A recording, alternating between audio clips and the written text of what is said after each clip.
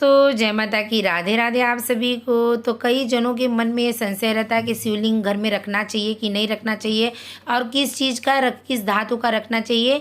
तो इसी के ऊपर मैं वीडियो बनाई हूँ और मेरी एक सब्सक्राइबर है, उन्होंने मुझे कमेंट किया था कि दी क्या हम शिवलिंग को घर में रख सकते हैं। उनका नाम है अमिता की दुनिया, उनका कमेंट मैं यहाँ पर लगा दे रही हूँ।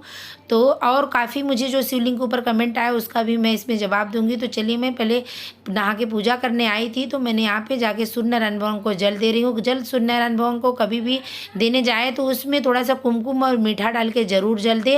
और मैं पसीना से मतलब माथे की बिंदी गिर जाती हूँ तो अभी मेरा माथा में मैं टीका लगा के फिर मैं जल दे के आती हूँ। उसके बाद मैं आप सबको शिवलिंग के बारे में जो मैं नियम करती हूँ वही मैं आप सबको बताऊँ। बात की शिवलिंग को आप घर में रख सकते हैं। एक बार झूठ का अफवाह उड़ गया था कि शिवलिंग नहीं रखना चाहिए, तो सभी लोग ले जाके पेड़ के नीचे रख दिए थे। तो ऐसा कोई दोष की बात नहीं है और मैं ये खुद नहीं बोल रही हूँ, पंडित प्रदीप मिश्रा जी भी ये बोले हैं और उनके मुख से मैं सुनी हूँ।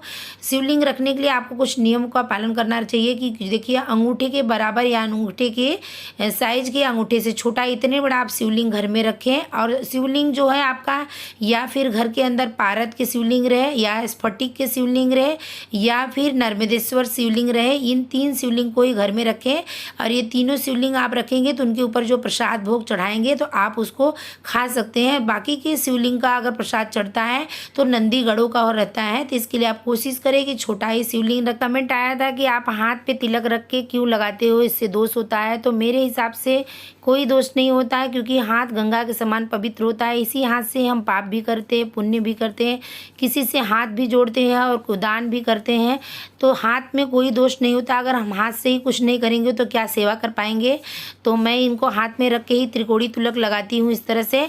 और कोई एक कमेंट आया था कि आप त्रिकोणी तिलक जब उनको लगाते हो तो कांडी से क्यों लगाते हो। तो देखिए, मेरे भोलेनाथ जी बड़े छोटे से ही हैं, अगर उनको हम कांडी से उनका श्रृंगार नहीं करेंगे त्रिकोणी तिलक का तो इतने बड़े नहीं है कि उंगली से उनको खींच देंगे। आप कहीं मंदिर में जाएंगे तो बड़े से शिवलिंग रहते हैं, उनको आप तीनों उंगलियों से खींच के लगा सकते हो। तो मैं इसके लिए इनका कांडी से करती हूँ। आप जितना ज़्यादा नियम करेंगे उतना ज़्यादा आप नियम का पालन का खंडित होएगा। इससे अच्छा ये है कि आप अपने गृहस्थ जीवन में रहते हो जितना भी करो दिल से। पूजा पाठ से रिलेटेड जो भी नियम ले आप उसको हमेशा के लिए कर सके उसी नियम को ले, क्योंकि जब नियम टूटता है ना तो अच्छा नहीं लगता, अपना दिल नहीं मानता है। और यहाँ पे जो मैं शिवलिंग को रखती हूँ ना, इनको प्लेट में रखती हूँ और प्लेट में हमेशा पानी भरा रहता है। तो कभी भी जलहरी को पानी में भरा हुआ रखें, क्योंकि इनको ठंडा बहुत प्रिय है।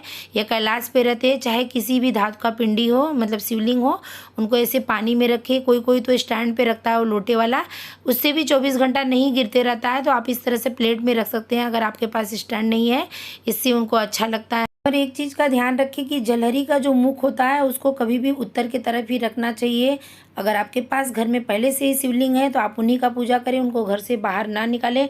नया खरीदने जा रहे हैं तभी ये सब नियम करें। घर में ये काफ़ी सालों से शिवलिंग है तो मुझे कभी ऐसा नहीं लगा कि मेरे साथ कुछ बुरा हुआ हो या मुझे कुछ दोष लगा हो। और जो भी मैंने शिवलिंग के बारे में आप सबको जानकारी दी हूँ वो मैं अपनी मर्जी से नहीं दी हूँ। जो मैं नियम करती हूँ, जो मैं सीखी हूँ गुरुजनों से, वही मैं आप सबके साथ में शेयर की हूँ। आप सबको जानकारी कैसी लगी है ज़रूर कमेंट में बताना। अगर वीडियो थोड़ा भी पसंद आएगा तो चैनल को लाइक, सब्सक्राइब, बेल आइकन दबाना ना भूलना।